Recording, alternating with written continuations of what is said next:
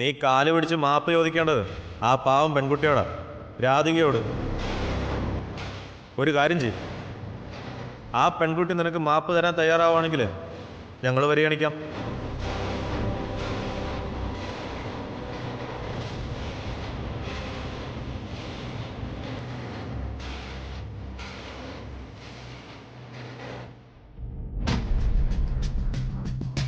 ഈയൊരു തെറ്റ് അവൾ നിന്നോട് ക്ഷമിക്കുമായിരിക്കും.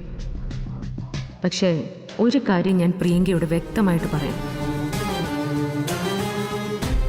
എൻ്റെ കുഞ്ഞിനെ ഇനി ഏതെങ്കിലും രീതിയിൽ ഉപദ്രവിച്ചു എന്നറിഞ്ഞാൽ അതിൻ്റെ പ്രതികരണം വളരെ രൂക്ഷമായിരിക്കും. ഒരിക്കലും പൊറുക്കില്ല ഞാൻ. ആ, ഇവിടെ സെറ്റിലുണ്ടായിരുന്നൊരു കുട്ടിയാ. നമ്മളാരും തിരിച്ചറിഞ്ഞിട്ടുണ്ടായിരുന്നില്ല. ശ്യാമ മേഡമാണ് ചൂണ്ടിക്കാണിച്ചത്. ശ്യാമ മേഡത്തിനേക്കാളും ഒട്ടും കുറയില്ലെന്നാ കേട്ടവരുടെ അഭിപ്രായം.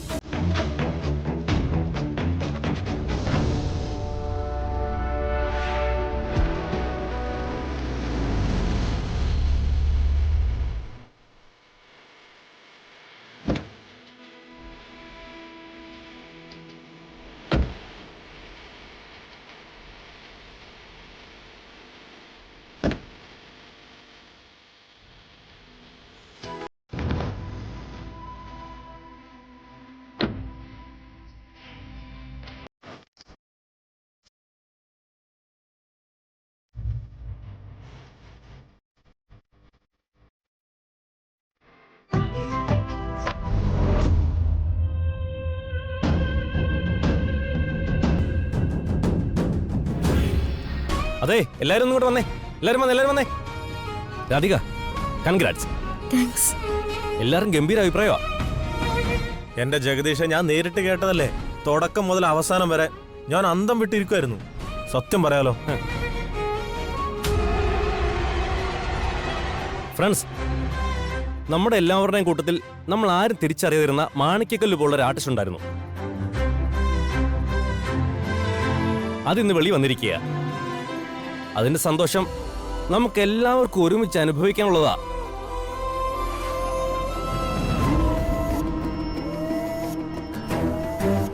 എന്റെ ജഗദീഷ്, ഒന്നും നോക്കണ്ട. ഇന്ന് ഷൂട്ട് കഴിഞ്ഞിട്ട് എല്ലാവർക്കും ആവശ്യമുള്ളത് വാങ്ങിച്ചു കൊടുക്കാം. രാധികയുടെ വിജയം നമുക്ക് അങ്ങനെ ആഘോഷിക്കാം.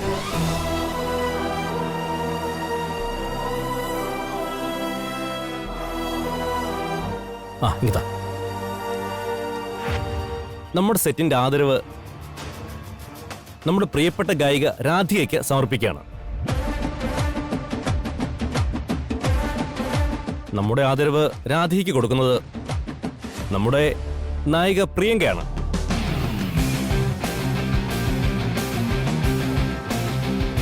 പ്രിയങ്ക, വരൂ.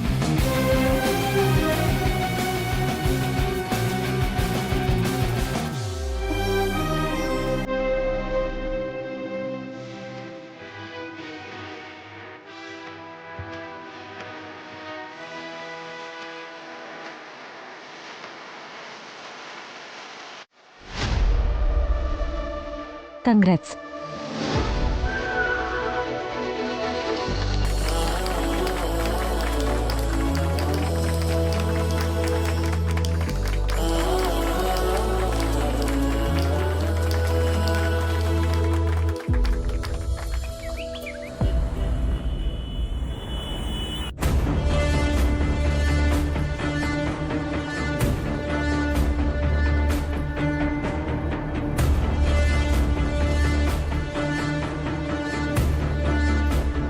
ഞാൻ ഐശ്വര്യ പറഞ്ഞ പ്രശ്നം തന്നെയാ ആലോചിച്ചുകൊണ്ടിരിക്കുന്നത്. പറഞ്ഞു കേട്ട കാര്യങ്ങളൊക്കെ വിചിത്രം തന്നെയാ. തേടി നടന്ന മകൾ ശ്യാമയുടെ മുന്നിലുണ്ടാവുക, എന്നിട്ട് അമ്മ യഥാർത്ഥ രൂപത്തിൽ മകളുടെ മുന്നിൽ പ്രത്യക്ഷപ്പെടാതിരിക്കുക. അമ്മയുടെ സ്ഥാനത്ത് ഐശ്വര്യ വേഷം കെട്ടുക. ഒരു പക്ഷേ കഥകളിൽ എഴുതിയാൽ പോലും ആരും വിശ്വസിക്കില്ല. ഇനി ഒരിക്കലും അമ്മയുടെ വേഷം കെട്ടി അവളുടെ മുമ്പിൽ പ്രത്യക്ഷപ്പെടാൻ എനിക്ക് പറ്റില്ല. പ്രമാണത്തിൽ പോയിട്ട് ഒരു മുദ്രപത്രത്തിൽ പോലും അവളെ കൊണ്ട് ഒപ്പിടിക്കാൻ എന്നെ കൊണ്ട് പറ്റില്ല. ശ്യാമയുടെ സമ്പത്ത് എന്റെ കയ്യിലേക്ക് വരാൻ എന്തെങ്കിലും വഴിയുണ്ടോ? No chance. രാധിക എന്ന കുട്ടി ജീവിച്ചിരിക്കുമ്പോൾ ശ്യാമയുടെ സർവ്വസമ്പത്തും അവൾക്കാ. മാത്രമല്ല, ഇതിലെ ഏറ്റവും വലിയ റിസ്ക് ഫാക്ടർ ഏത് നിമിഷവും അമ്മയും മകളും ഒന്നിക്കാമെന്നുള്ളതാ. എന്റെ ഏറ്റവും വലിയ ഭയം അത് തന്നെയാ. മാഡം, ഞാനൊന്ന് ചോദിച്ചോട്ടെ, രാധിക ജീവിച്ചിരിക്കുമ്പോഴാണല്ലോ ഈ പ്രശ്നങ്ങളൊക്കെ. അവൾ ഇല്ലാതായാലോ? You mean? വഴികൾ ഉണ്ടാക്കേണ്ടി വരുമ്പോ ചിലതൊക്കെ വെട്ടിക്കളയണ്ടേ? പറയൂ മാഡം, രാധിക മരിച്ചാൽ എന്തായിരിക്കും ഇതിന്റെ അവസ്ഥ? എന്നെ സംബന്ധിച്ച് നിയമപരമായ ഒരു ചോദ്യമാ നിങ്ങൾ എന്നോട് ചോദിച്ചത്.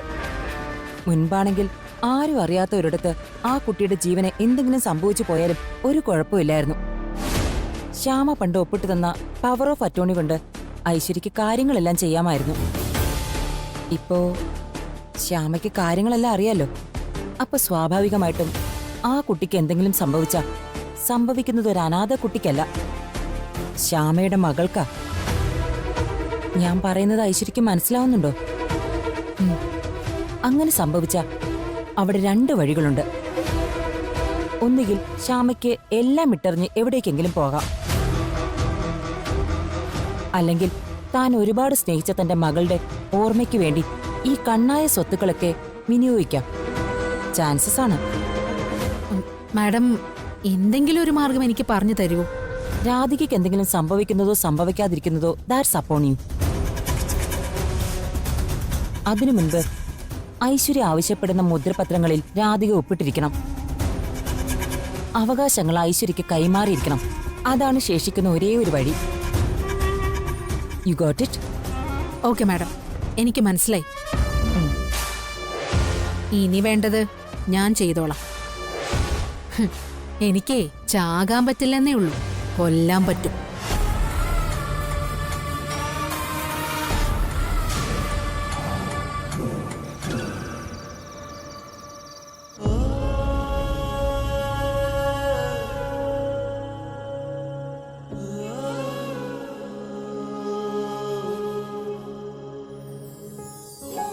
എന്റെ ജീവിതത്തിലെ എന്തോരം സന്തോഷമുള്ള ദിവസമാണെന്നറിയോ?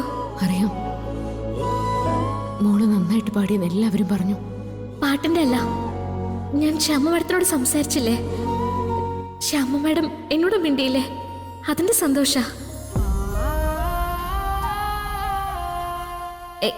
എന്തെങ്കിലും എനിക്ക് മാഡത്തിനൊന്ന് നേരിൽ കാണാൻ പറ്റുമോ?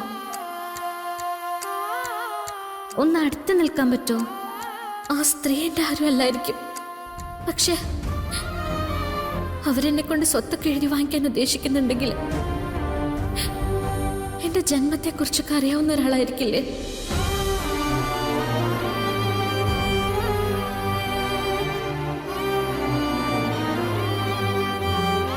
ഇതിനൊക്കെ എല്ലാത്തിനും കാരണം എന്നെ പ്രസവിച്ച ആ സ്ത്രീയാ, എന്നെ വലിച്ചെറിഞ്ഞ ആ സ്ത്രീ മാത്രം. അതുകൊണ്ടല്ലേ ഞാൻ അനാഥയായിട്ട് വളർന്നത്, അതുകൊണ്ടല്ലേ ഇങ്ങനെ എല്ലാവരും എന്നെ ദ്രോഹിക്കുന്നത്.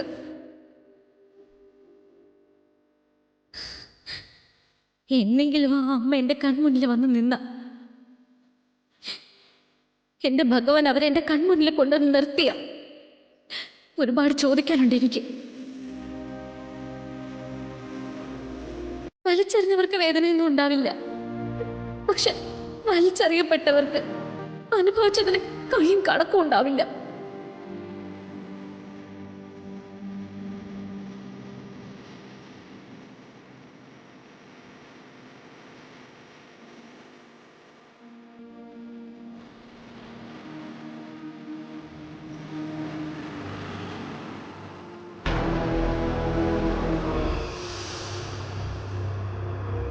ഐശ്വര്യമ്മയുടെ എന്നാ വിദേശത്തേക്ക് പോകുന്നേ? ഡേറ്റ് കൺഫേം ചെയ്തിട്ടില്ല, പോവെന്ന് പറഞ്ഞു. എല്ലാം മതിയാക്കി പോവാണോ മേഡം? ഇനിയിപ്പോ അങ്ങനെ ഒരു സാഹചര്യമല്ലേ മുമ്പിലുള്ളത്. ഇനി ഒരിക്കൽ കൂടി രാധികയെ കൊണ്ട് പ്രമാണത്തെ ഒപ്പിടിക്കാന്ന് പറയുന്നത് നടക്കുന്ന കാര്യമല്ല. അതിന് ശ്രമിച്ച മാഡത്തിന്റെ കള്ളക്കഥകൾ ശ്യാമ മാഡം പിടിക്കുകയും ചെയ്യും. ആ നിമിഷം പുറത്താവുന്നതിനേക്കാളും വലിയ അപമാനം വേറെ ഉണ്ടോ? വലിയ വലിയ പ്രതീക്ഷകളായിരുന്നു ഐശ്വര്യ മേഡത്തിന്. കൂടെ നിന്ന് നമ്മളും കുറെയൊക്കെ പ്രതീക്ഷിച്ചു. എന്നിട്ട്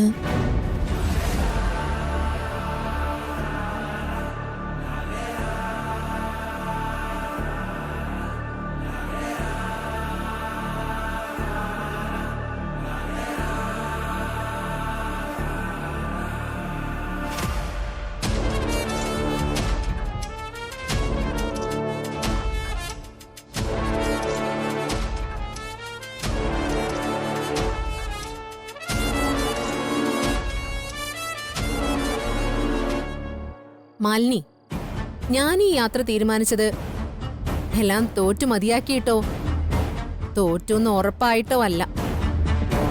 പെട്ടെന്നൊന്ന് പോയി വരണോന്ന് തോന്നി. ഞങ്ങൾ സംസാരിച്ചത് ഞാൻ കേട്ടു. നിങ്ങളെ തെറ്റു പറയാൻ പറ്റില്ല. എത്ര അലങ്കരിച്ച് പറഞ്ഞാലും തോൽവി തോൽവി തന്നെയാണല്ലോ. രാധികയുടെ മുന്നിൽ ഇനി അമ്മവേഷം കളിക്കാനോ അതുവഴി അവളിൽ നിന്ന് എന്തെങ്കിലും എഴുതി വാങ്ങാനോ എനിക്കിനി പറ്റില്ല. അപ്പൊ പിന്നെ ശേഷിക്കുന്ന വഴി എന്താ? ഒരു മാർഗമുണ്ട് മാഡം, പക്ഷേ അതല്പം ക്രൂരമാ. എന്താ? രാധികയിൽ നിന്നും ബലമായ അവകാശങ്ങൾ എഴുതി വാങ്ങുക, എന്നിട്ടത് മറ്റാരോടും പറയാതിരിക്കാൻ അവളെ ഇല്ലാതാക്കുക. അങ്ങനെ ഒരു കടുത്ത കൈ വേണോ? സോണിയയുടെ മനസ്സിൽ മറ്റെന്തെങ്കിലും ഐഡിയ ഉണ്ടോ? ഒന്നുമില്ല.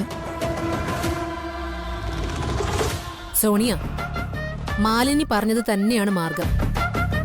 ഞാൻ ഇത്ര നേരം ആലോചിച്ചുകൊണ്ടിരുന്നതും അതുതന്നെയാ. കടുങ്കൈ എങ്കിൽ കടുങ്കൈ. രാധികയെ ഇനി നമ്മളെ സമീപിക്കുന്നത് അങ്ങനെ തന്നെയായിരിക്കും.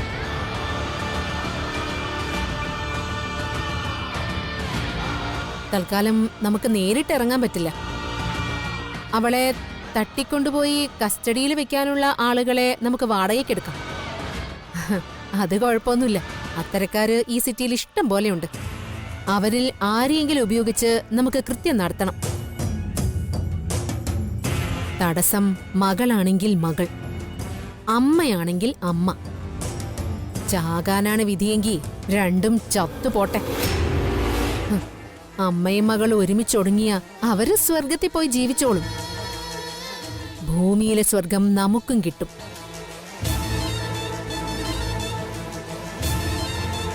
എന്ന് വേണം എങ്ങനെ വേണമെന്നൊക്കെ പിന്നെ ഞാൻ പറയാം. അവളെ നമ്മുടെ കാൽച്ചുവട്ടിൽ കൊണ്ടുവന്നിരിക്കും.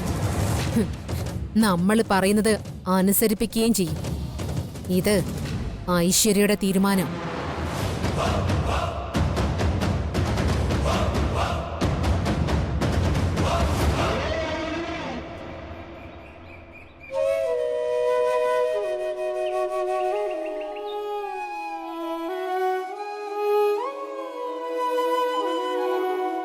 രാധികമ്മളുടെ മുമ്പില് ഇനി ഒരു കള്ളത്തരവും നടക്കില്ലെന്നറിയുമ്പോ ഐശ്വര്യയുടെ തീരുമാനം കടുത്തതായിരിക്കും അല്ലേ അടുത്തി? അതിൽ സംശയമൊന്നുമില്ല. അത് ചിലപ്പോ മോളെ അപകടപ്പെടുത്തുന്ന സാഹചര്യം വരെ വന്ന് നിൽക്കാം. പെറ്റമ്മ കൺമുന്നിൽ വന്ന് നിന്നാ ചോദ്യങ്ങൾ ചോദിക്കാനിരിക്കുക അവള്. നിഷേധിക്കാൻ തീരുമാനിച്ചിരിക്കുക അവളുടെ മനസ്സും.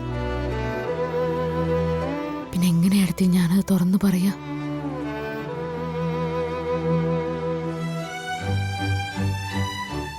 പണ്ടൊരിക്കൽ അവളെ സംരക്ഷിക്കാൻ പറ്റാതെ പോയതാ എനിക്കും എൻ്റെ അഖിൽ സാറിനും. ഇത്രയും വർഷങ്ങൾക്ക് ശേഷം അതിനുവേണ്ടി തന്നെയാണോ വീണ്ടും കണ്ടുമുട്ടിയത്? ശ്യാമേ,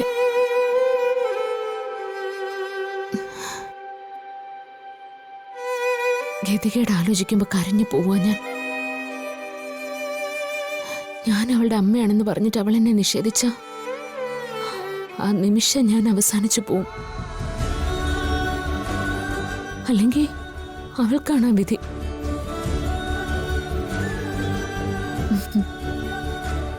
ഞാനൊരു കാര്യം പറഞ്ഞ അത് ശ്യാമ ചെയ്യോ?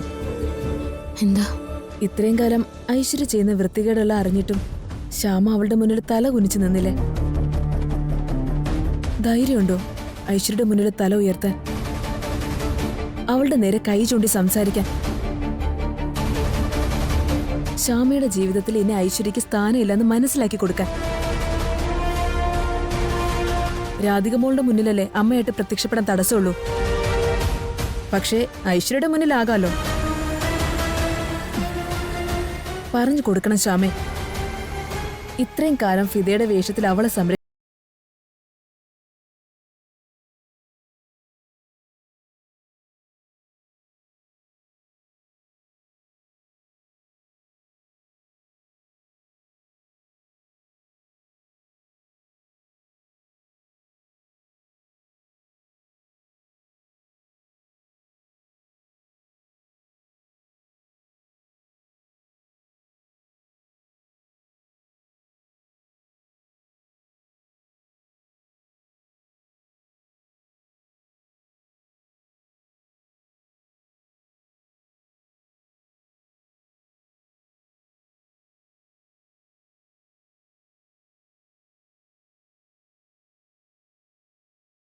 പറയുമായിരിക്കും. പറയട്ടെ, എല്ലാം തിരിച്ചറിയുമ്പോൾ രാധിക മോൾ എന്നിൽ നിന്ന് അകലാൻ തീരുമാനിച്ചാലും ഒരു വ്രതം പോലെ ഞാൻ കാത്തിരിക്കും. എന്റെ മോൾ എന്നിലേക്ക് വരുന്നവരെ. അതിന്റെ ഒന്നും ആവശ്യം വരില്ല ശ്യാമേ. ഈ ലോകത്തിലെ ഏറ്റവും വലിയ സത്യം അമ്മ എന്ന വാക്കാ. ആ വാക്കിന് അങ്ങനെ തോൽവി ഉണ്ടാവില്ല.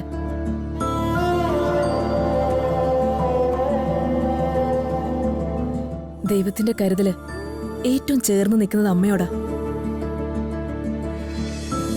ശ്യാമയ്ക്ക് കരയേണ്ടി വരില്ല, അതെനിക്ക് ഉറപ്പാ. ഈ ലോകം ആരാധിക്കുന്ന ഗായികയാണ് സ്വന്തം അമ്മയെന്നറിഞ്ഞ ആദ്യം ഒന്ന് പരിഭ്രമിച്ചാലും രാധിക മോൾക്ക് നിന്റെ നെഞ്ചിലേക്ക് ഒഴുകി എത്തിയേ പറ്റൂ.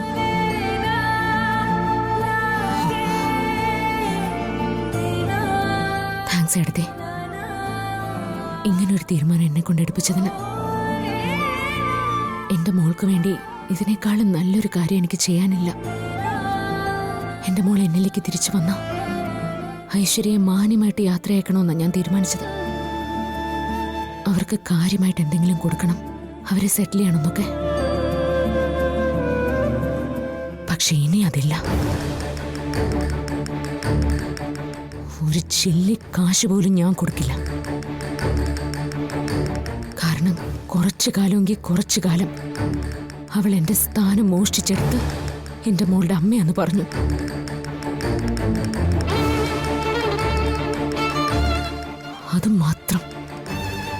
അത് മാത്രം പൊറുക്കാൻ എനിക്ക് പറ്റില്ല. ഐശ്വര്യ പുറത്തിറങ്ങുന്നത് ദരിദ്രയായിട്ടായിരിക്കും, പരമദരിദ്രയായിട്ട്.